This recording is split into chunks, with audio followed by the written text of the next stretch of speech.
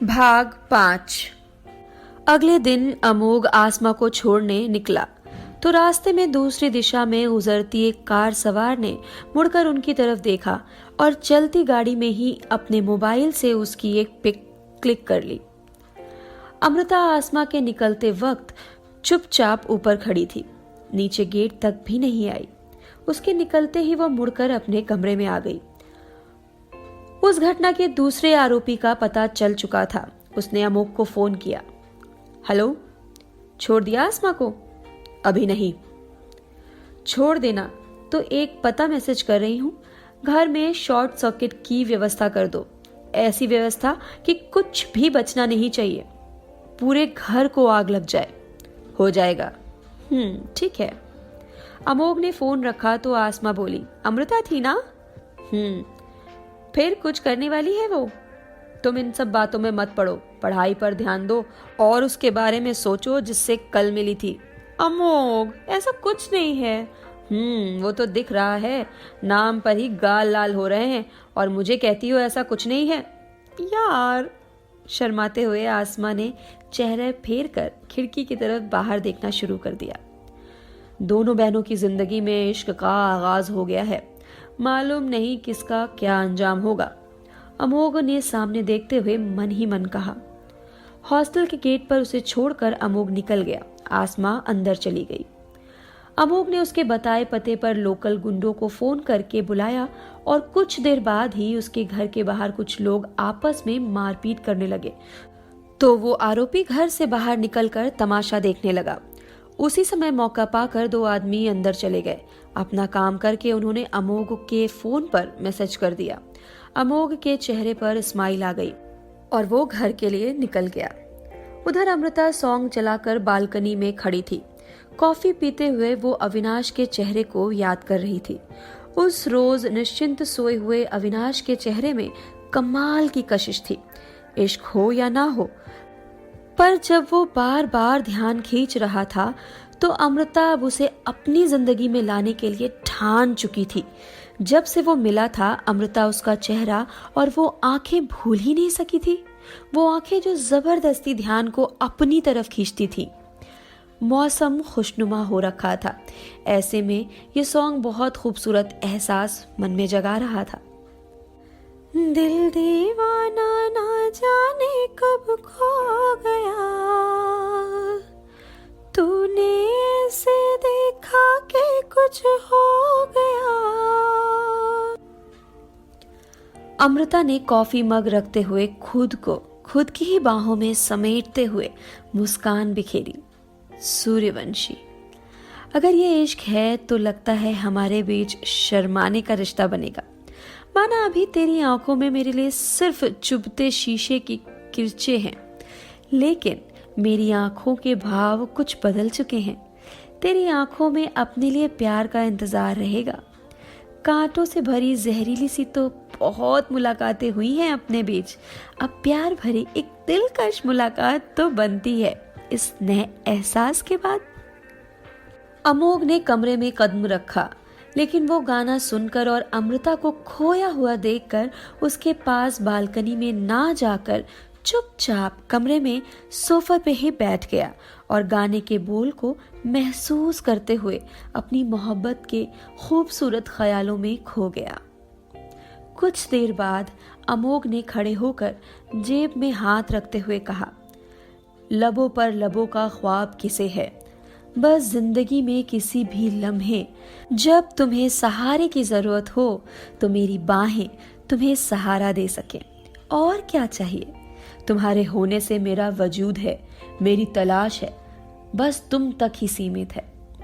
तुम हो तो मैं जीवित हूँ, तुम्हारे होने में जो खुशी है वो तुम्हें अपना बनाने में कहाँ। अमृता कुछ देर बाद मुड़ी तो अमोघ को देखकर मुस्कुराते हुए बोली, आ ही गए थे तो आवाज दे देते, चुपचाप खामोश क्यों बैठे हो? जब दो लोग किसी पल खूबसूरत एहसासों को जी रहे हो तो उन्हें डिस्टर्ब नहीं करना चाहिए। दो लोग? सीरियसली? चलो तुम्हें डॉक्टर के पास ले चलती हूँ। मुझे नहीं जाना। अब इतनी जल्दी तुम्हारी नजर कमजोर हो जाएगी तो मैं भी कमजोर हो जाऊंगी ना। किसने कहा कि मैं तुम्हें कमजोर होने दूंगा? अमोघ अस्त्र सुना है ना, वैसे ही ये अमोघ हमेशा अमृता जोशी का अस्त्र रहेगा, उसे ताकत देने के लिए। तो बताओ दो लोग कौन? मैं तो अकेली थी।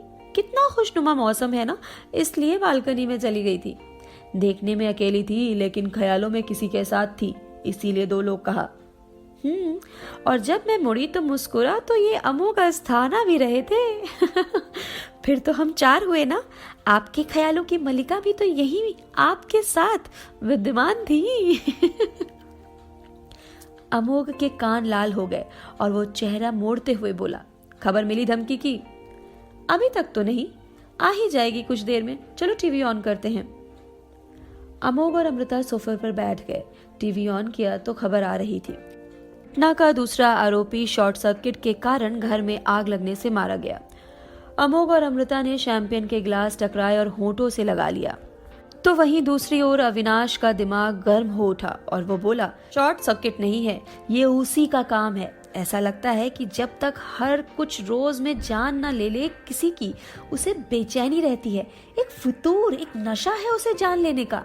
बस इंटरव्यू लिस्ट में मेरा नाम हो और किसी रोज उसका केस मुझे मिल जाए, एनकाउंटर कर दूंगा इसका। तो कोई हिचक नहीं होगी इसे मारने में मुझे। उधर अमृता बोली, वैसे कब बताओगे कि वो कौन शख्स है जिसके नाम से तुम्हारे कान लाल हो जाते हैं? ख्यालों में ही या आमने सामने देखा है? भी कहा है कुछ उससे? अमृता, ये सवाल नहीं प्लीज, बस मुझ तक ही रहने दो ये सब। इतना तो बता दो, रूबरू देखा है उसे? हाँ। फिर तो उसे देखकर धड़कन थम थम कर चलती होंगी। अमोघ ने अब उसकी तरफ देखा और बोला, जिससे इश्क हो उसे देखकर धड़कनों में रवानी आ जाती है, ना कि धड़कनें थम थम कर चलती हैं। ये मेरे शेर क्या बात कह दी? कब धड़का है ये दिल ऐसे? मेरा मतलब रवानी कब आई थी है? नहीं याद। तो यहाँ धुआं है तो आग दूसरी तरफ भी लगी है कि नहीं? अब कोई सवाल नहीं कहते हुए अमोघ खड़ा तो हुआ तो अमृता हाथ पकड़ते हुए बोली, सुनो ना, अच्छा लगता है तुम्हारा शर्माना, इसलिए छेड़ती हूँ, वरना ऐसे तो तुम रफ एंड टफ मैन बने रहते हो। अमोघ उसे बिना कुछ बोले घूरने लगा तो अमृता बोली, ऐसे घूरना भी अच्छा लगता है? अमोघ अब हाथ छुड़ाते हुए बोला, छोड़ो, तुम्हारा दिमाग फिर गया है। वो उसके सर पर हल्की सी चपत लगाते हुए चला गया और अपना दरवाजा बंद कर लिया। कुछ महीने बीत चुके थे। अमृता ने तीसरे और चौथे आरोपी को भी मार डाला था, लेकिन आरोपी अब भी फरार था और सुनने में आया था कि वो आरोपी पहले आरोपी का भाई था। उधर अविनाश का नाम साक्षात्कार की लिस्ट में आ गया था। वो जिस रोज इंटरव्यू के लिए गया था उसी रोज अमृता ने उससे मिलने का प्लान बनाया था, पर अविनाश इंटरव्यू के बाद अपने दोस्तों के साथ मुलाकात करने के बाद उस रोज वहीं रुक गया था। उधर अमृता हर बीतते वक्त के साथ परेशान होती जा रही थी। तभी अमोघ ने फोन कर दिया, हे कैसी हो? मूड खराब है। मुलाकात नहीं हुई? नहीं, पता नहीं कहाँ गायब है, घर पर तो है ही नहीं। आ जाएगा, इतनी बेसब्री कैसी? हाँ, तो इश्क का एहसास होने के बाद पहली मुलाकात थी, कितनी एक्साइटेड थी मैं, पानी फिर गया सारी ख्वाहिशों पर। ऐसा कोई पैदा कैसे हो गया जो अमृता जोशी की ख्वाहिशों पर पानी फेरे? मैं पता करता हूँ, परेशान ना हो। और सुनो, जितनी दूरी होगी प्यार में उतनी ज्यादा शिद्दत बढ़ेगी। अमृता हंसी और बोली, ऐसा होता है? तो फिर रहने दो, पता मत करो, आने दो उसे खुद ही, जैसा ठीक समझो। अविनाश का इंटरव्यू बहुत अच्छा हुआ था, तो वो घूम फिरकर आराम से अगली रात लौटा। अमृता का पारा तब तक इंतजार करते करते हाई हो चुका था। वो उसके दरवाजा बंद करते ही उसका कॉलर पकड़ते हुए बोली, कहाँ गायब थे? अविनाश उसे जहरीली निगाहों से घूरते हुए बोला, तुम्हें जवाब देने के लिए बाध्य नहीं हूँ, और बार बार मेरे घर में क्यों घुस आती हो? निकलो यहाँ से। अमृता उसकी बातों पर ध्यान दिए बगैर बेपरवाह सी बोली, कल से इंतजार कर रही हूँ मैं। इतना इंतजार तो आज तक मैंने अपनी जिंदगी में किसी का नहीं किया। अमृता बेहद गुस्से में थी।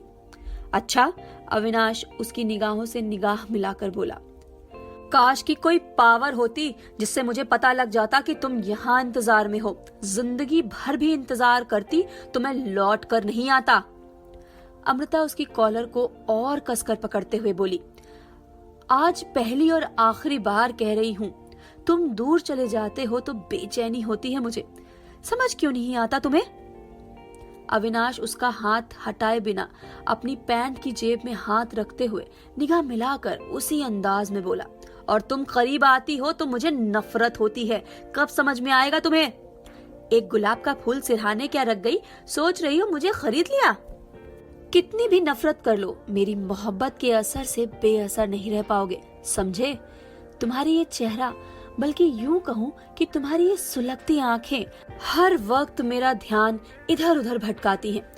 ध्यान न भटके इसीलिए तुम्हारा मेरा हो जाना जरूरी है। कहते हुए अमृता ने उसके चेहरे की तरफ हथेली बढ़ाई तो अविनाश ने अपने चेहरा पीछे करते हुए घृणा से मुंह फेर लिया और बोला, मेरी नफरत इतनी कमजोर नहीं कि तुम्हारे आगे हार कर या डर कर घुटने टेक दे। और हमेशा लोगों का कत्ल करने वाली लड़की के मुंह पर मोहब्बत शब्द जरा भी शोभा नहीं देता। जानती नहीं प्यार को और इश्क मोहब्बत की बात करती है। जानती नहीं तो जान जाऊंगी, सीख जाऊंगी मोहब्बत करना। सिखाओ तो सही। वैसे तुम्हारी इस तरह नजरें फेरने से तुम्हारे लिए मेरी तलब और बढ़ती है। इश्क है मुझे तुम्हारी इस नफरत से भी। अविनाश से अब उसकी करीबी और बर्दाश्त नहीं हुई तो उसने अमृता की कलाई पकड़कर उसे खुद से दूर धकेल दिया। अविनाश की इस हरकत पर वो हंस पड़ी और बोली, वैसे मुझसे इतनी नफरत किस बात से है सूर्यवंशी? तुम्हारे वजूद से नफरत है। क्यों सूर्यवंशी? मेरे वजूद में ऐसी क्या खराबी है ये कि हाथों में मेहंदी लगाने की जगह हथियार उठा लिया? पाँव को पायल पहनने के काम में नहीं लाती, बाइक चलाती हूँ इसलिए? अविनाश दांत जमाकर चुपचाप नजरें फेरे खड़ा रहा। निगाहों को ऐसे भी क्या फेरना, इतनी हॉट हूँ। अविनाश अब पलटा और उसने चेहरे पर नजर जमाते हुए गुमान में बोला, मुझे हॉट नहीं, डिसेंट और ग्रेसफुल लड़कियां पसंद हैं। तो पसंद बदल लो। अमृता भी उतनी ही अकड़ के साथ निगाहें मिलाकर बोली, हो कौन तुम मुझे आदेश देने वाली? दिमाग में रख लो इस बात को कि तुम्हारी मलकियत नहीं चलेगी मुझ पर।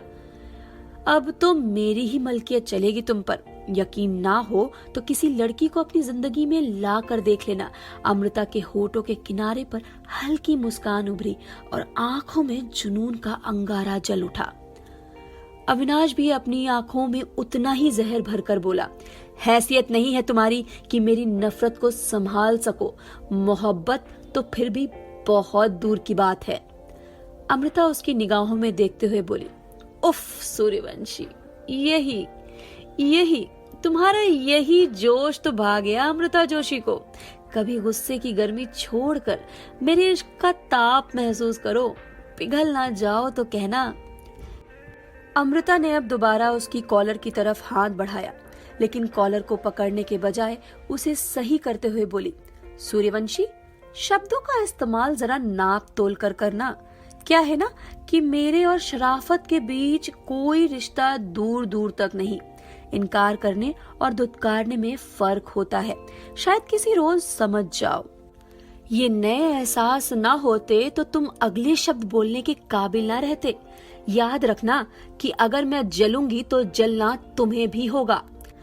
मेरे दिल की आग तुम्हारे और तुम्हारी जिंदगी से ताल्लुक रखने वाले के हिस्से में आने से अब कोई नहीं रोक सकता। तुम पर सिर्फ और सिर्फ मेरी दावेदारी समझो। अमृता ने जुनून और आंखों में देखते हुए कहा। अविनाश ने भी अपनी निडर आंखों को उसकी आंखों से नहीं हटाया और बोला, दावेदार और हकदार में अंतर होता है मिस जोशी। तुम्हारी दावेदारी मुझ पर होने से तुम्हें मुझ पर हक नहीं मिल जाएगा। मुझे जिसका बनना होगा मैं उसका ही बनूंगा। अमृता मुस्कुराहट बिखेरते हुए बोली, कसम से इस नफरत पर तो प्यार आता है। क्या अंदाज है तुम्हारे इनकार करने का। मैं तो पहली नजर में ही तुम्हारी हो गई थी, पर इस अंदाज पर मैं थोड़ी और थोड़ी तुम्हारी होती जाती हूँ। आज नहीं तो कल मेरे रंग में रंग जाओगे। ये दिन नहीं आने वाला।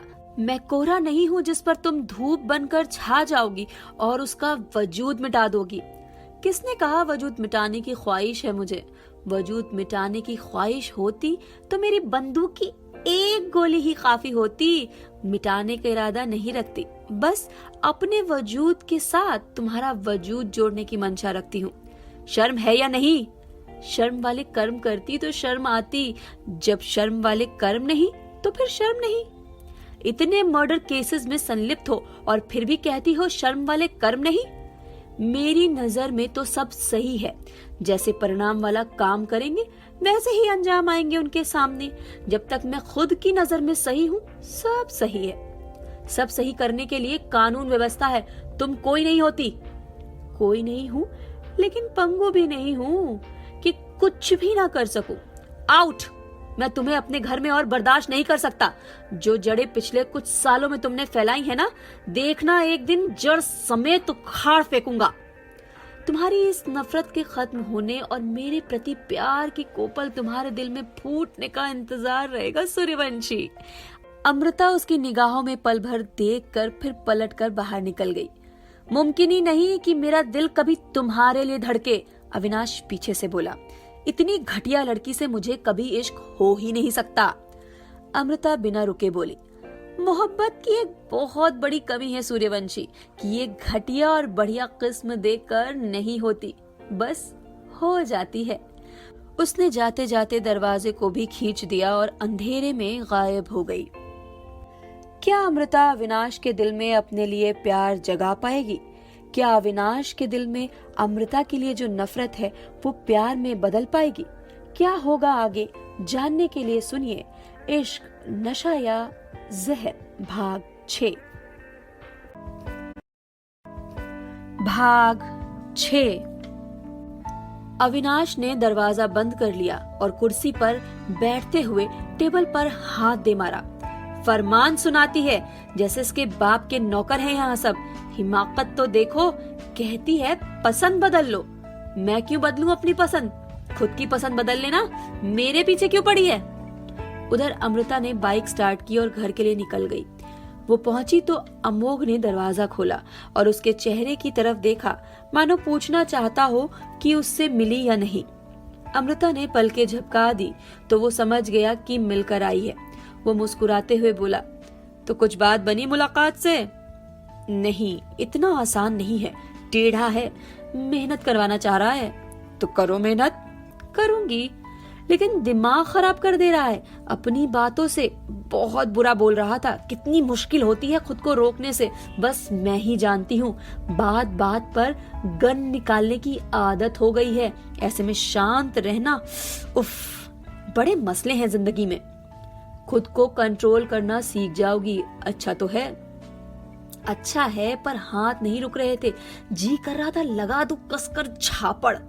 झापड़? इश्क करने गई थी या जंग का आगाज? अमोघ ने उसके साथ बैठते हुए पूछा और सिगरेट सुलगा ली। तो अमृता ने गंध महसूस करते ही आंखें खोली और उसके होठों से सिगरेट छीन ली। फिर खुद के होठों से लगाकर धुआं उड़ाते हुए बोली, दूसरी ले लो। जानते नहीं हो परेशान रहती हूँ तो तलब उठती है, फिर भी खुद के लिए ही जलाई। एक पल के लिए अमोघ ने उसे देखा, फिर दूसरी तरफ सिगरेट सुलगा ली और बोला, कुछ आसार नजर आ रहे हैं? नहीं, अभी तो कोई आसार नहीं उसके पिघलने के। जहर भरा हुआ है मेरे लिए उसके मन में। फैमिली बैकग्राउंड का असर है, अमोघ ने धुआं हवा में उड़ाते हुए कहा। कानून कायदे की बात करता है, कहता है मेरे वजूद से नफरत है। वजूद से नफरत करके क्या कर लेगा? भाग 7। तुम ही थे ना उस दिन इसके साथ गाड़ी में? आरोपी ने अमोघ की तरफ देखकर पूछा। हाँ, मैं ही था, लेकिन इस लड़की को यहाँ लाने का मकसद क्या है तेरा? मकसद सिर्फ एक है, अमृता जोशी तक पहुँचना। तू अमृता जोशी का आदमी है, पर मुझे तू नहीं, अमृता जोशी ही चाहिए अपने सामने। बदला लेना है मुझे उससे। मेरे भाई को मारा है उसने सारी पब्लिक के सामने, उसे जिंदा जला डाला। ओह, तो तुझे याद है कि तेरे भाई को उसने मारा है, फिर भी बेवकूफी कर दी?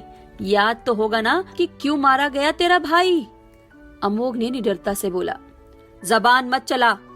कहते हुए उसने अमोघ के मुंह पर मारना चाहा, लेकिन अमोघ ने उसका हाथ रोककर उसी के मुंह पर जोरदार मुक्का जड़ दिया। वो आरोपी तमतमा उठा और अमोघ की तरफ गन की नाल करते हुए बोला, तू गया। तभी एक गोली चली जो सीधा आरोपी की कलाई पर लगी और बंदूक उसके हाथ से छूट गई। अमोघ ने मौका पाकर तुरंत उसकी गर्दन दबोच ली और बंदूक उसकी खोपड़ी पर पॉइंट कर दिया। हथियार नीचे करो वरना मार डालूंगा इसे, अमोघ ने कहा। तो भी सब वैसे के वैसे ही खड़े रहे, लेकिन अविनाश ने आगे बढ़कर आसमा के बंधे हाथ खोल दिए।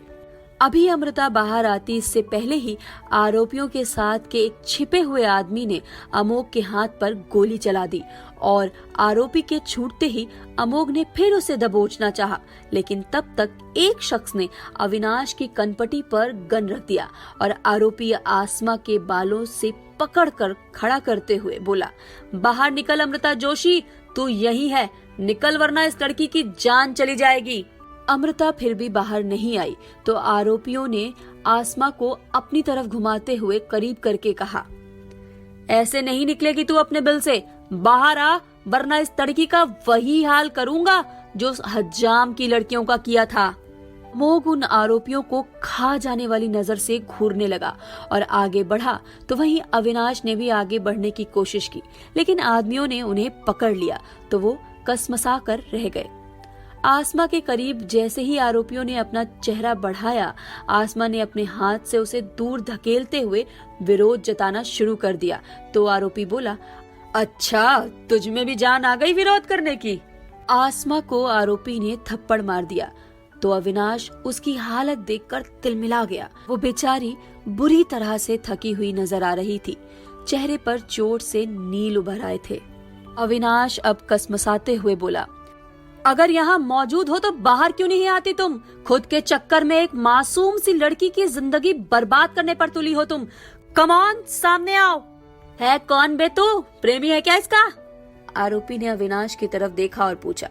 नहीं, मैं इसे जानता तक नहीं, बस कुछ गड़बड़ लगी तो चला आया। जानती है ना तू इस लड़के को? आरोपी ने आसमा से पूछा तो आसमा ने इनकार में सर हिला दिया। दोनों मना कर रहे हैं और ये अमृता के इस आदमी को भी नहीं जानती। कमाल है, इस लड़की से किसी का कोई रिश्ता ही नहीं, फिर भी सब चले आए इसके लिए, और जिसको आना चाहिए सामने वो नहीं आ रही है। मारो इन दोनों को और तब तक मैं इस लड़की को देखता हूँ, आरोपी ने अपने आदमियों से बोला और आसमा को जमीन पर धक्का दे दिया। वहीं अविनाश और अमोघ को आरोपियों के गुंडे मारने लगे। आसमा ने बचने की कोशिश की, लेकिन आरोपियों ने उसके दोनों हाथ पकड़ते हुए जैसे ही उसके कपड़े को हाथ लगाया, ठीक उसी पल ऊपर पंखे से रस्सी फेंककर अमृता सरक कर नीचे उतरी और उस आरोपी को पकड़कर दीवार की तरफ उछाल दिया। अमृता के आदमियों ने बाहर निकलते हुए आरोपियों के आदमियों से लड़ना शुरू कर दिया और दोनों पक्षों में लड़ाई शुरू हो गई।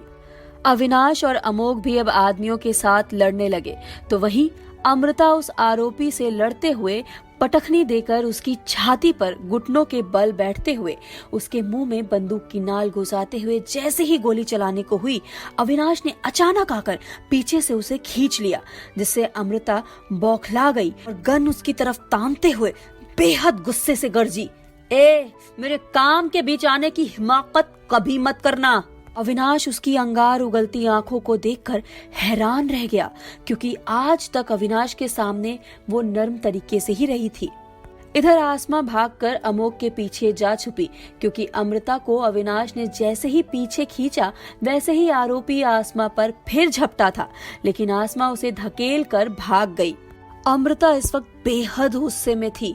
तनी हुई गन के ट्रिगर पर से हाथ नहीं हटा पाई तो गन को जरा सा नीचे करके लगातार 4 गोलियां नीचे पड़े आदमी पर ही फायर कर दी। बंदूक को अविनाश की तरफ तना देखकर आसमा ने धड़कते दिल के साथ अपनी आंखें मीच ली थी। उधर आरोपी के साथ जूझते अमोघ को भी लगा था कि आज तो अविनाश गया, लेकिन अमृता खुद की निगाहों में देखते अविनाश को घूरती रही और बोली, आइंदा मेरे और मेरी अमृता कहते कहते रुक गई तो अविनाश ने हैरानी से बोला, बहन? अमृता पूरे आत्मविश्वास से उसकी आंखों में आंखें डालकर बोली, मेरी बहन जैसी ही है सारी लड़कियां, तुम लड़के नहीं समझोगे। बस इतना याद रखो कि बीच में मत आना। मिजाज गर्म रहता है तो तुम ठंडे हो जाओगे, मतलब जान से जाओगे। इतना गुस्सा किसी अनजान के लिए कुछ हजम नहीं हुआ। अविनाश ने फिर से टोक दिया तो अमृता एक स्टेप आगे लेकर निगाह मिलाते हुए बोली, तो हजम करना सीख लो। जिन लड़कियों का रेप हुआ वो भी मेरी कोई नहीं लगती थी, लेकिन फिर भी उस केस के सभी आरोपी मारे गए। बस एक यही गुनाहगार बचा है। कोई नाता जोड़ना चाहो तो जोड़ लेना इनसे भी। दिमाग पर जोर डालोगे ही, पुलिस वालों के खानदान से हो, कोई ना कोई कहानी तो गढ़ ही लोगे। तुम्हारे सड़े गले कानून के भरोसे बैठने वालों में से नहीं है अमृता जोशी। खुद ही चाटो अपने कानून की किताबों को और उनकी धाराओं को। अमृता जोशी अपने हिसाब से सजा देती है और आज इसे सजाए मौत सुनाई जाती है। अमृता की बात खत्म होते ही आरोपी को अमोघ ने अमृता के सामने लापटका और अमृता ने इधर उधर देखे बिना अविनाश की आंखों में देखते हुए आरोपी की खोपड़ी के बीचों बीच गोली मारकर सुराख कर दिया। अमोघ अब आसमा को संभल कर एक तरफ लेकर बढ़ गया, क्योंकि आरोपी के आदमी इधर उधर भागने लगे थे। जाते जाते वो बोला, निकलो यहाँ से अमृता, पुलिस कभी भी आ सकती है। अमृता अब भी अविनाश को देखती रही तो वहीं अविनाश जमीन पर पड़ी लाश से बहती खून की धाराओं को बढ़ते हुए देखता रहा। फिर वो अब एक कदम आगे बढ़ते हुए नजर उठाकर दृढ़ता से बोला, तुम्हें तो मैं एक दिन गिरफ्तार करके छोड़ूंगा, गुनाहगार साबित करके रहूंगा। अमृता उसी तरह उस पर नजर जमाए हुए उतनी ही दृढ़ता से बोली, मंजूर है सूर्यवंशी, बशर्त गिरफ्तार करो अपने इश्क में और गुनाहगार साबित करो कि मैं तुमसे इश्क करने का गुनाह कर चुकी हूँ, वरना तो गिरफ्तारी का सपना भूल जाओ। अमृता जोशी हर गिरफ्त से आजाद है। अभी तक किसी टक्कर के इंसान के हत्थे नहीं चढ़ी ना, इसीलिए बहुत मनमर्जियां करती हो तुम, अविनाश बोला। अमृता बंदूक की नाल को उसके चेहरे पर लगाते हुए बोली, मैं अगर समंदर की तरह अपनी मनमर्जियां करती हूँ तो तुम किनारा बनकर बांधो मुझे, रोको मुझे, संभालो मुझे। इसका एक ही रास्ता है कि इश्क करो मुझसे। अविनाश ने उसकी गन खुद के चेहरे से हटाते हुए नजर से नजर मिलाकर कहा, हाँ, इश्क, वो भी तुमसे? मुझसे अगर कुछ मिलेगा तुम्हें तो वो है दर्द, सिर्फ दर्द। अमृता के होंठ के कोने एक तरफ से ऊपर हुए और वो पूरी अकड़ के साथ बोली, यही सही सूर्यवंशी, लेकिन दर्द ही देना है तो ऐसा दर्द देना कि मेरी जान निकल जाए, क्योंकि अगर मेरी जान नहीं निकली तो जिसे तुम अपनी जान बनाओगे उसकी जान खतरे में पड़ जाएगी। साफ साफ बोलो, चाहती क्या हो? अविनाश ने बिना नजर हटाए पूछा। कि बस मुझ पर मरो तुम। अब अविनाश मुस्कुरा दिया और बोला, सारी दुनिया की लड़कियों पर मर लूंगा, बस एक तुम्हें छोड़कर। अमृता भी बदले में मुस्कुरा दी और अगले ही पल आंखों में जुनून भरकर बोली, ये इरादा बदल दो सूर्यवंशी। इतना याद रखो कि मैं तुम्हारी दीवानी हूँ और तुम्हें सिर्फ मुझ पर ही मरना है। पहली नजर में ही मेरा दिल ले लिया और अपना देने की बारी आई तो मुकर रहे हो। धोखेबाजी है जनाब, और मुझे धोखेबाजी पसंद नहीं। तो दिल नहीं संभल रहा मिस जोशी का।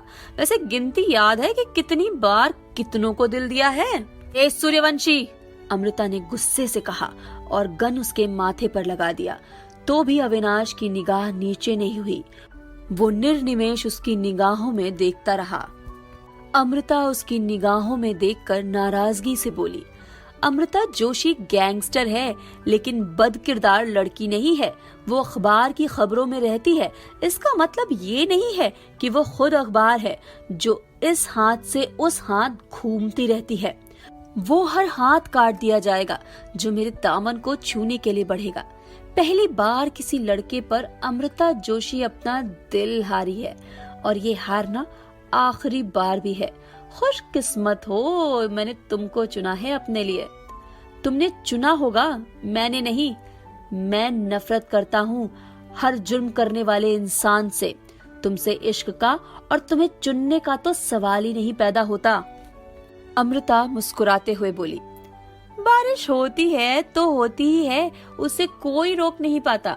इसी तरह तुम्हें इश्क होगा तो होगा, तुम रोक नहीं पाओगे। अमृता अपनी बात कहकर पलटी और दीवार के पीछे गायब हो गई तो अविनाश को आसमा की याद आई। ये लड़की कुछ जानी पहचानी सी लग रही थी, वही बस वाली लड़की थी क्या शायद। अविनाश फौरन बाहर निकला, लेकिन अमृता और अमोघ उनके आदमी सब गायब हो चुके थे। अविनाश बाहर निकलकर जैसे ही कुछ दूरी पर अपनी बाइक तक पहुंचा, उस गोदाम में विस्फोट हो गया। पुलिस वालों की गाड़ियों की सायरन की आवाज छाई हुई थी, लेकिन अमृता ने निकलते के साथ ही रिमोट से वहां फिट किया गया हुआ टाइम बॉम्ब उड़ा दिया था। अविनाश ने अपनी दोनों हथेलियां बालों में उलझा ली और सिर हिलाते हुए बोला, गोली लगने पर भी शायद कोई जिंदा बचा हो अब तक। उन्हें हॉस्पिटल तो ले जाती पुलिस, पर सब राख कर दिया इस लड़की ने। कितनी क्रूर है। अविनाश अपनी ज्वाइनिंग से पहले किसी झमेले में नहीं पड़ सकता था, इसलिए वो भी वहां से निकल गया। पूरे रास्ते वो सोच में रहा। उस लड़की को वो लोग साथ ले गए थे, ठीक तो होगी ना? ठीक ही होगी, क्योंकि मारना होता तो वो अपने आदमियों के साथ उसे बचाने यहाँ नहीं आती, छोड़ देती मरने को। कितनी बुरी तरह मारा था बेचारी को, दर्द में होगी बहुत। डर भी तो रही थी उन लोगों से। अविनाश ने अपने घर के अंदर कदम रखते हुए विचारों को झटका और बोला, मत सोचो अमृता के बारे में और ना ही उस लड़की के बारे में। फिलहाल अपनी नौकरी पर फोकस कर, बाकी सब बात की बात है। अमृता ने घर आकर हॉल में कदम रखा। अमोघ आसमा को मरहम लगाने लगा तो अमृता एक नजर उसकी तरफ देखकर बोली, कॉलेज से कुछ रोज छुट्टी करवा दो, जब ठीक हो जाएगी तब वापस हॉस्टल। ठीक है, अमोघ ने कहा। अमृता ने जाने को कदम बढ़ा दिया, लेकिन फिर रुककर उल्टे कदम लौटी और बोली, सॉरी, मेरी वजह से बहुत ज्यादा पड़ गई तुम्हें। कोई बात नहीं, आसमा ने धीरे से कहा। ये कैसे पहुंचे आसमा तक? अमोघ ने पूछा। अमृता से पहले आसमा ही बोल पड़ी, तुम मुझे छोड़ने गए थे ना न्यू ईयर पर, तब इन्होंने कुछ दूर पर तुम्हें पहचान कर पीछा किया था और तस्वीर भी ली थी। मैंने कहा भी कि मैंने लिफ्ट ली थी तुमसे, पर्सनली नहीं जानती, पर वो मानने को राजी ही नहीं थे। अमृता ने अमोघ की तरफ देखा और बोली, कार के ग्लास चढ़ा कर रखने चाहिए थे, आगे से ध्यान रखना। फिर आसमा को देखकर बोली, तुम भी आराम करना। थैंक यू, तुम मुझे बचाने आई थी तो अच्छा लगा, आसमा ने जल्दी से बोला। कोई स्पेशल बात नहीं है, मुझे आना ही था। क्यों आना था? तुम तो मुझे नापसंद करती हो ना? आसमा ने सवालिया निगाहें अमृता पर टिका दी।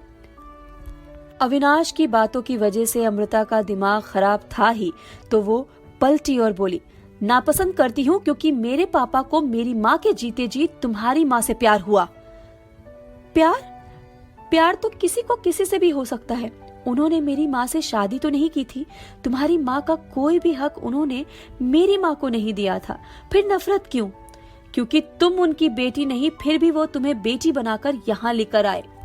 वो इसलिए कि मेरे सिर पर मेरे बाप का साया नहीं था, पर इससे तुम्हारे लिए उनके प्यार में कोई कमी कभी नहीं आई।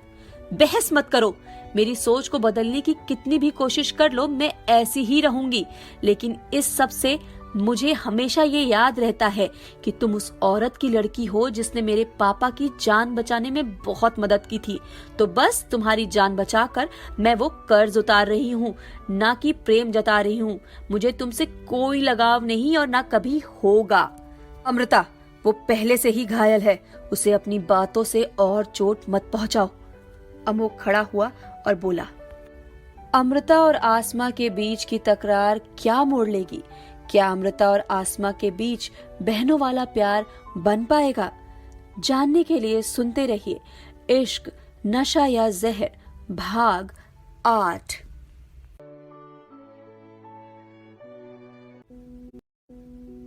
भाग 8। आसमा के ऊपर अमृता के तीखे तेवर अभी भी जारी थे और अपनी नाराजगी अमृता कुछ यूं दिखा रही थी। अमृता भी उसकी तरफ नजर हटाकर अमोघ को देखते हुए बोली, घायल है तो मैंने ही कहा था कि आराम करे, लेकिन उसे सवाल पूछना था। जब सवाल पूछेगी तो जवाब मिलेंगे। सुनने की शक्ति रखे, अगर शक्ति नहीं है और मन जख्मी होता है तो सवाल ही ना किया करे। अमृता, अगर प्यार को गलत मानती हो तो कल मुझे ऐसा क्यों लगा कि तुम उस लड़के को पसंद करती हो? आसमा ने उसे जाते देखकर फौरन कहा। अमृता उसकी बात सुनकर रुक गई और पलटते हुए बोली, इनफ, अजनबी हो अजनबी बनकर रहो, बहन बनने की कोशिश मत करो। किसी को जिंदा छोड़ने का मतलब उसे पसंद करना नहीं होता। उदाहरण के लिए खुद को देख लो, जिंदा तो तुम्हें भी छोड़ा हुआ है ना, जबकि तुम मुझे जरा भी पसंद नहीं हो। अमृता, अमोघ ने उसे डपटा तो भी अमृता बोली, मेरे मामलों से दूर रहना, समझी? वरना मुझसे बुरा कोई नहीं होगा। जानती तो हो ना, बहुत बुरी हूं मैं, बहुत बुरी। आसमा ने निगाह नीचे कर ली तो अमृता चली गई। अमोघ ने आसमा की पट्टी करी, फिर उठकर अपने रूम में चला गया और अपने जख्मों पर मरहम लगाने लगा। आसमा ने उसके जाते ही झट से दरवाजा बंद कर लिया और बिस्तर पर बैठ गई। अमृता की बातों को याद करते हुए आंख में आंसू आ गए। वो बिस्तर पर लेट गई। अपने दर्द देते जख्मों के बीच उसे अविनाश की याद आ गई। वो लड़का कितना अच्छा है, मुझ जैसी अजनबी लड़की की मदद करने खाली हाथ उन गुंडों के बीच चला आया। अमृता ने उसे जिंदा क्यों छोड़ दिया? मुझे लगा कि वो उसे पसंद करती है, लेकिन अगर करती भी है तो वो मेरे सामने इस बात को मान क्यों नहीं लेती? उधर अमृता गुस्से में कमरे में चली गई और कानों में अविनाश की बात गूंजने लगी। वैसे गिनती तो याद है ना कि कितनी बार कितनों को दिल दिया है? अमृता ने बोतल निकाली और पीते हुए उसकी कही बात को भूलने की कोशिश करने लगी। बहुत बुरी चीज है ये प्यार इश्क, खुद को कितना रोकना पड़ता है। एक गोली से उसकी जबान बंद कर सकती थी, लेकिन ये इश्क काढ़े आ गया। प्यार क्या हो गया उससे? बिन मांगे अमृत मिल गया हो जैसे उसे। हर बार सामने आकर जिंदा बच जाता है ये सूर्यवंशी। बहुत बुरी बातें कहता है तू, जबान काट देने को जी करता है, पर बेबस हो जाती हूँ क्योंकि अच्छा लगता है तू मुझे। बस कमियां क्यों दिखती है तुझे मुझ में? ये दिल क्यों नहीं दिखता जो तुझ पर आ गया है? जब तू सामने आता है तो बहुत अच्छा लगता है। मेरी सांसें, मेरी धड़कन सब बढ़ जाती हैं तुझे देखकर।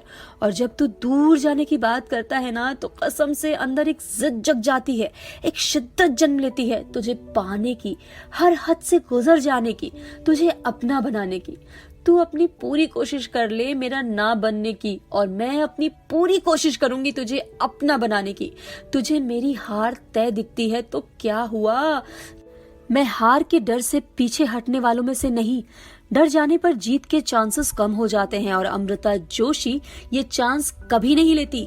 अमृता जोशी तूफान बनकर हर डर को उड़ा देती है। अमृता जोशी तूफान है जिसे जितना दबाएगा ये उतनी ही जोर से तबाही के साथ ऊपर उठेगी।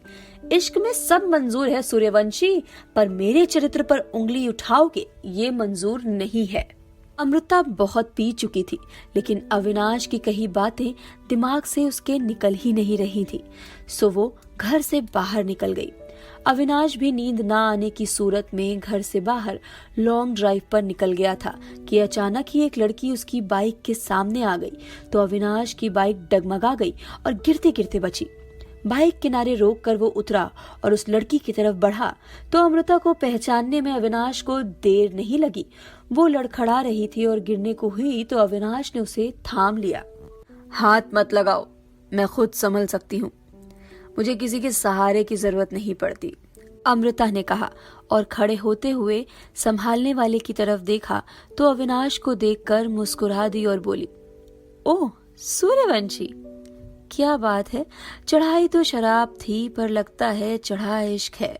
हर किसी का चेहरा सूर्यवंशी जैसा नजर आ रहा है।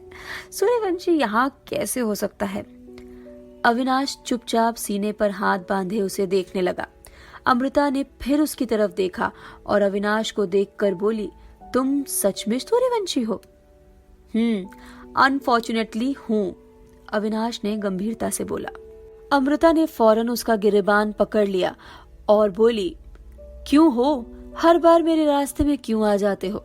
मिलना तो तुम ही से था, फिर भी तुम क्यों आए हो यहाँ? मैं आ रही थी ना तुम्हारे पास। अविनाश चुपचाप उस नशे में लड़खड़ाती लड़की को देखता रहा।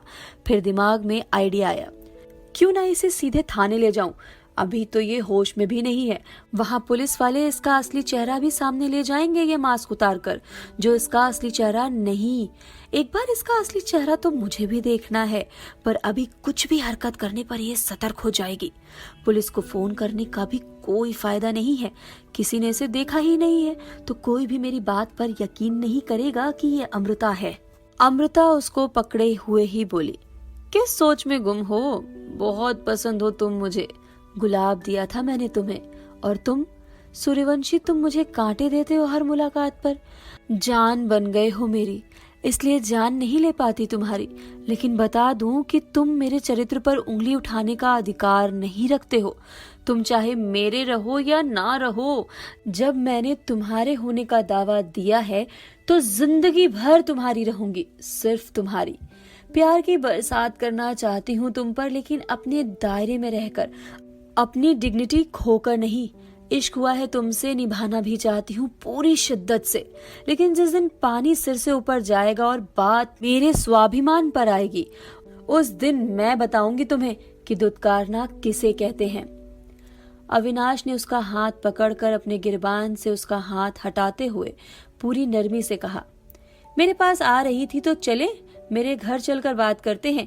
यहाँ बीच रोड पर मुझे इस तरह से तुमसे बात करना पसंद नहीं आ रहा। अमृता उसका हाथ झटकते हुए बोली, नहीं, पहले सॉरी बोलो और बताओ मुझे चरित्रहीन कहने की वजह कैसे मिली तुम्हें।